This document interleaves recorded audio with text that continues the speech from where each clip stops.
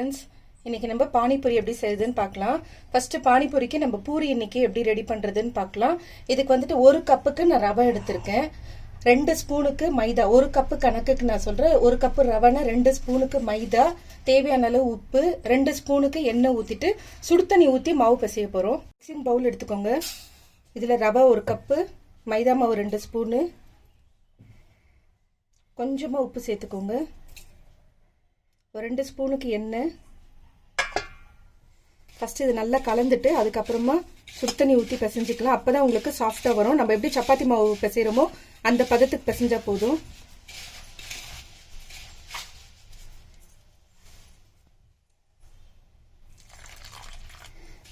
பிசைஞ்சிட்டு ஒரு 10 நிமிஷத்துக்கு அப்படியே ஒரு தட்டு போட்டு மூடி விட்டுருங்க.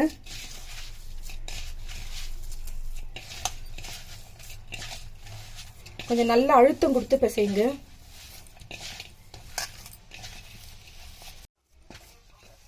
பாருங்க, இந்த அளவுக்கு நம்ம சப்பாத்தி மாவு பதத்துக்கு பிசைஞ்சாச்சு. இது ஒரு 10 நிமிஷத்துக்கு ஒரு தட்டு போட்டு மூடி விட்டுருங்க. இப்போ பானிபூரிக்கு தேவையான அந்த மீட்டா தண்ணியும் கிரீன் தண்ணியும் நம்ம ரெடி பண்ணிக்கலாம்.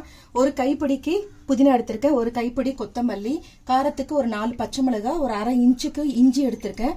இதெல்லாம் நம்ம மிக்சி ஜார்ல போட்டு நைஸா அரைச்சிக்க போறோம். நெக்ஸ்ட் புளி கரைசல் ரெடி பண்ணி வச்சிருக்கேன். ஒரு எலுமிச்சம்பழ அளவு சைஸுக்கு வந்துட்டு புளி எடுத்துட்டு கரைச்சி வச்சுக்கோங்க. ஒரு உருளைக்கிழங்கு தோல் உரிச்சு வச்சிருக்கேன் வேக வச்சு. ஒரு 4 ஸ்பூனுக்கு வெல்லம் திருவி வச்சிருக்கேன். சில்லி பவுடரு, சாட் மசாலா, சீரகம் வந்து வறுத்து பவுடர் பண்ணி வச்சிருக்கேன். இது மிளகு தூள், உப்பு. புதினா, கொத்தமல்லி, பச்சை மிளகாய், இஞ்சி சேர்த்து நல்லா நைஸா கொஞ்சமா தண்ணி ஊற்றி நைஸா அரைச்சி எடுத்துக்கலாம். மிக்சிங் பவுல் எடுத்துக்கோங்க. நம்ம மிக்சி ஜார்ல அரைச்சதை வந்து இதோட சேர்த்துட்டு சில் வாட்டர் வந்து இதோட மிக்ஸ் பண்ணிக்கலாம். மிக்சி ஜார்லயே வந்துட்டு சில் தண்ணி எடுத்து ஊத்திட்டு இது நல்லா கொஞ்சம் தண்ணியா இருக்கணும். பானிபூரிக்கு மெயின் வந்துட்டு இந்த கிரீன் தண்ணியும் மீட்டா தண்ணியும் மட்டும்தான். ஸோ இதுல கொஞ்சமா ஒரு 1/4 ஸ்பூனுக்கு சாட் மசாலா, 1/4 ஸ்பூனுக்கு சீரக பவுடரு, 1/4 ஸ்பூனுக்கு சில்லி பவுடர் போட்டுக்கோங்க. ஆல்ரெடி நம்ம வந்து பச்சை மிளகாவும் சேர்த்திருக்கோம்.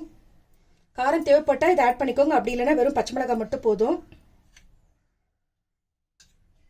இதுக்கு தேவையான அளவு உப்பு சேர்த்துட்டு இது நல்லா கலந்து விட்டுருங்க. இப்போ இந்த தண்ணி ரெடி ஆயிடுச்சு நம்மளுக்கு.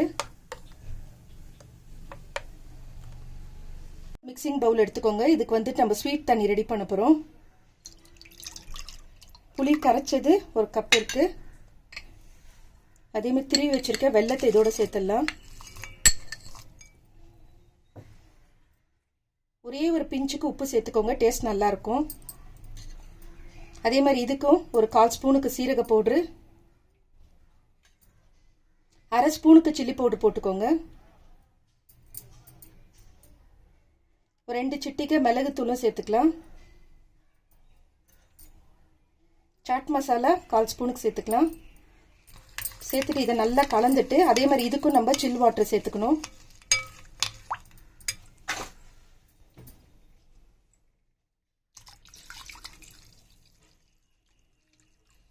இப்போ ஸ்வீட் தண்ணியும் ரெடி ஆயிடுச்சு. ஒரு உருளைக்கிழங்கு வேக வச்சு வச்சிருந்தோம் இல்லையா, அது நல்லா கொஞ்சம் ரொம்ப ஸ்மாஷ் பண்ணாதீங்க, இந்த மாதிரி பீசஸ் இருக்கிற மாதிரி பண்ணிக்கோங்க. அதே மாதிரி இதுக்கும் ஒரு 1/4 ஸ்பூனுக்கு மிளகுத்தூள், ஒரு 1/4 ஸ்பூனுக்கு சீரக பவுடரு, 1/4 ஸ்பூனுக்கு சில்லி பவுடரு, 1/4 ஸ்பூனுக்கு சாட் மசாலா, தேவையான அளவு உப்பு சேர்த்துட்டு இதை நல்லா கலந்துக்கோங்க. மாவு வந்து சின்ன சின்ன ஒரு கோலி சைஸ்க்கு நம்ம எடுத்துக்கலாம். ரொம்ப பெருசு பெருசா எடுக்கக்கூடாது, அப்புறம் நார்மலா பூரி சாப்பிட்ற சைஸ்க்கு வந்துடும். இந்த அளவுக்கு இருக்கணும். கையிலேயே கொஞ்சம் அந்த ஷேப் எடுத்துக்கோங்க. இந்த மாதிரி சின்ன சின்ன உருண்டையா எடுத்துக்கோங்க.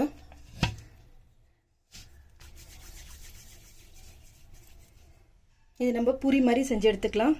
சப்பாத்தி கல்லு மேல கொஞ்சமா மைதா மாவு தூவிக்கோங்க.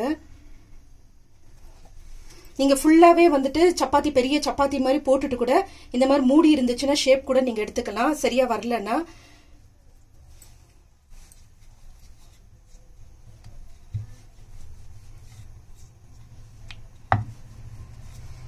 இப்ப கரெக்டா ஒரே ஷேப் வேணும்னா இங்க பாருங்க.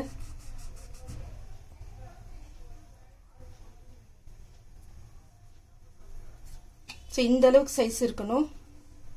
எண்ணெய் காஞ்சிருச்சு, நம்ம போட்டு பொரிச்சு எடுத்துக்கலாம்.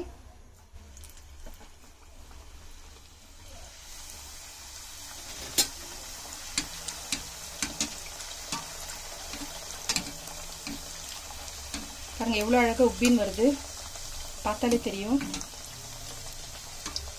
நீங்கள் கொஞ்சம் பொரிக்கும் போதே கொஞ்சம் எண்ணெயை மேலே அப்படி விடுங்க, அப்போ தான் மேலே இருக்கிறதும் வந்து உங்களுக்கு நல்லா உப்பின்னு வரும்.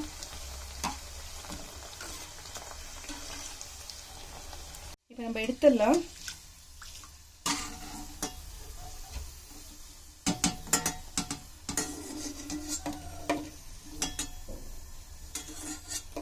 இப்போ பாருங்க நம்மளுக்கு ஸ்வீட் பானி ரெடி ஆயிடுச்சு, கார பானி ரெடி ஆயிடுச்சு, பூரியும் பொரிச்சு எடுத்தாச்சு, உருளைக்கிழங்குலையும் மசாலா போட்டு ரெடியா இருக்கு.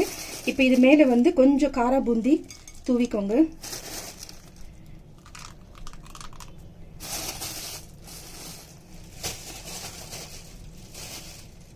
இந்த பூரி மேலே சின்னதாக ஓட்டு பண்ணிட்டு இந்த உருளைக்கிழங்கு மசாலாவை இது உள்ள வச்சுட்டு, இப்போ உங்களுக்கு ஸ்வீட் பானி வேணுமா கார பானி வேணுமான்ட்டு அவ்வளோதான். நம்மளுடைய பானிபூரி ரெடி ஆயிடுச்சு.